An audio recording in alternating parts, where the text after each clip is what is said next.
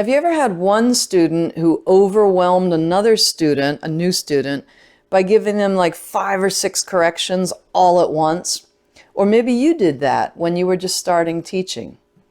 Of course, if you're an experienced Aikido-ka, you can instantly see like 10 or 15 things that a new person needs to correct at their very first class.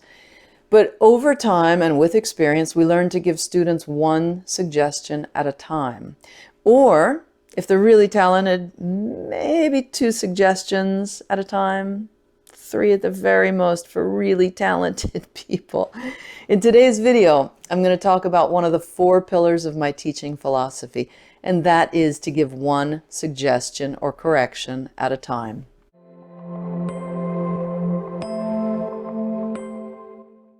Hi, my name is Leah Suzuki, and I'm the director of Aikido-ka International, USA, headquartered in Los Angeles, California.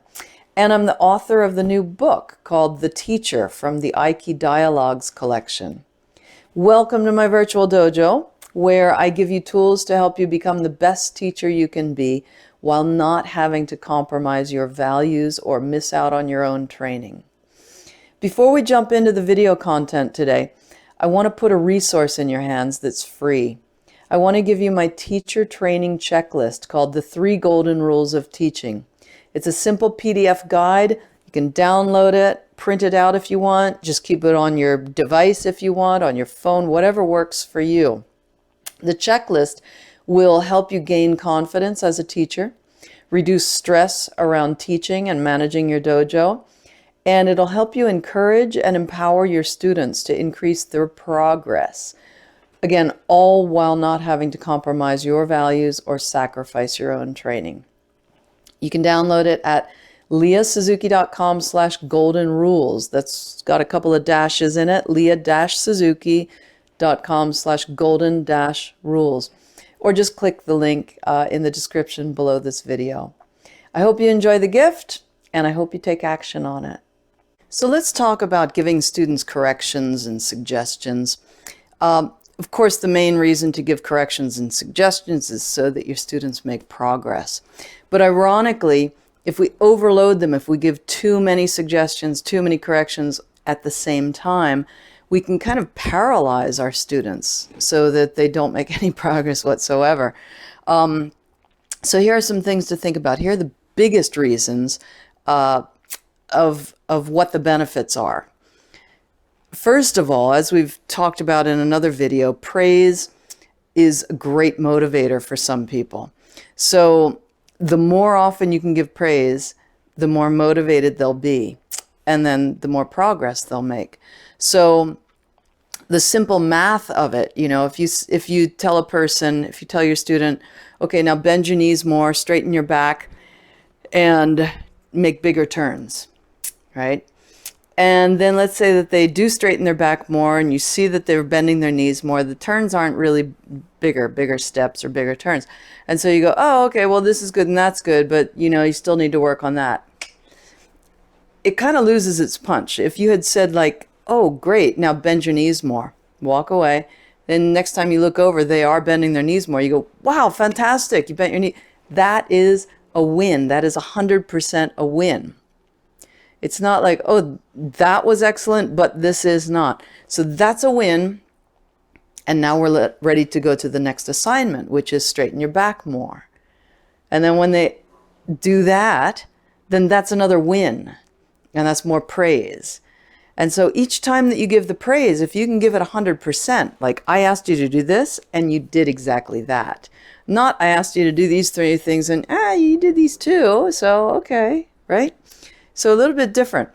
They're doing the same things, but it comes across different, and you get to give that praise as 100% positive each time because you've broken it down. Another thing, multitasking. Our brains don't really like multitasking that much. So if you can give them one thing at a time, then they can build some muscle memory around that to execute that subconsciously in the future.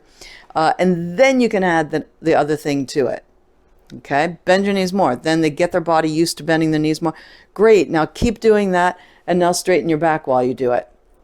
And then they might forget to straighten their knees, then you remind them and they can access that in their brain and their body quicker next time. Then they can start to combine these different tasks and multitask.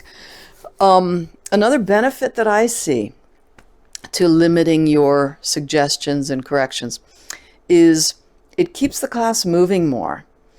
So if you tell a person one thing, many times, especially the more athletic people, they don't have to stop to listen to you. I do have students like that who they're moving and I say, great, now bend your knees even more. And they stop everything and they go, what? Oh, bend my knees more. Okay. And then they start again. And in my opinion, that kind of breaks, it breaks the rhythm and they lose something when they do that. But some people have to do that. They have to stop and listen to you, even if it's short. But if you were to stop and tell them 3 or 4 things to do, then almost everybody would need to stop what they're doing, go into their head, if that makes sense to you, and kind of listen to what you're saying, and then kind of go back into this other circumstance where they're training with this other person. They lose a lot with that transition, in my opinion. And the whole class kind of loses a little bit of its dynamic quality. So you can really keep things moving if you just give one suggestion to a person. I've been to dojos. Now here's another side of it, another piece of this whole topic.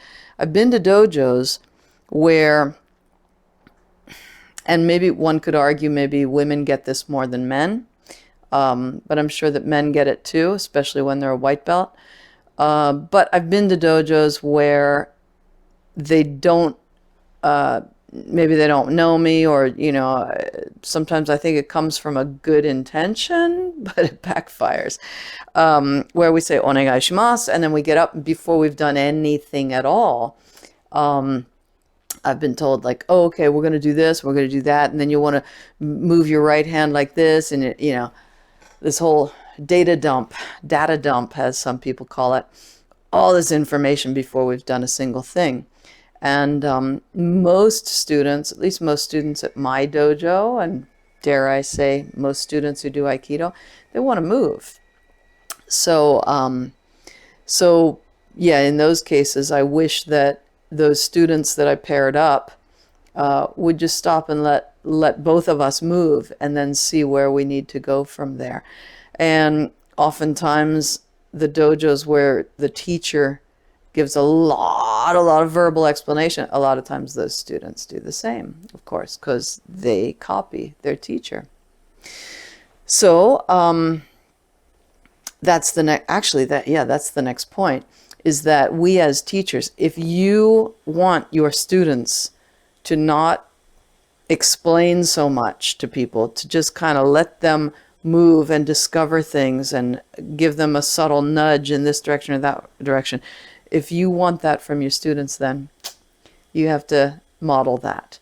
So your students will copy your habits, and especially your bad habits. They'll really copy your bad habits. So I really recommend that you train in with your students. You may have heard me say in some of my videos that the average age at my dojo is about 30, and I'm not 30. So training in with them, sometimes I'm thinking, wow, you know, how much longer can I do this and still keep up with them, still keep them engaged and excited and having fun? For now, I can. And so I kind of digressed just now. The point is not about stamina. The point is that I want to keep myself fit enough that I can train in with them so that they can see my training ethic. Not stopping to talk and explain, but rather, if I do feel the need to teach something, to teach it with my ukemi, to teach it with my movement. So if I make opportunities for myself to train in with my students and take ukemi, then some of them will indeed start to copy that. And then when I see them training in with each other, they'll be training more and more that way. So I really recommend that you do that. Anyway, in summary, I hope this was helpful. In conclusion, limiting yourself to give just 1 or 2 corrections at a time can be really challenging because we see so many things that need to be corrected, and they seem like they would be really simple corrections to us, but they might not be to your students. By giving your students just 1 or 2 corrections at a time, you'll see some of these benefits. First of all, you'll be able to give praise more often because it'll be for this task, this task, this task, this task, not a combination of them. 2, they'll begin to multitask. They won't be able to multitask at first, so they'll be able to have these bite-sized chunks. You won't overload them at the buffet and give them a million things. And then 3, it'll keep your class more dynamic. It'll keep the atmosphere in your dojo more up, more positive. So let me know in the comments section below what you struggle with the most as a teacher, and any of your experiences around giving just 1 correction versus giving 5 or 6 corrections, either with you or maybe your students doing that to a new student. And again, I want to give you a free gift, my teacher training checklist, the 3 golden rules of teaching martial arts, to help you gain confidence as an instructor, encourage your students, and reduce stress around teaching and managing your dojo. So check it out at leahsuzuki.com/goldenrules with some hyphens in it, or just click in the link below. All right, looking forward to seeing you again next time. Bye-bye.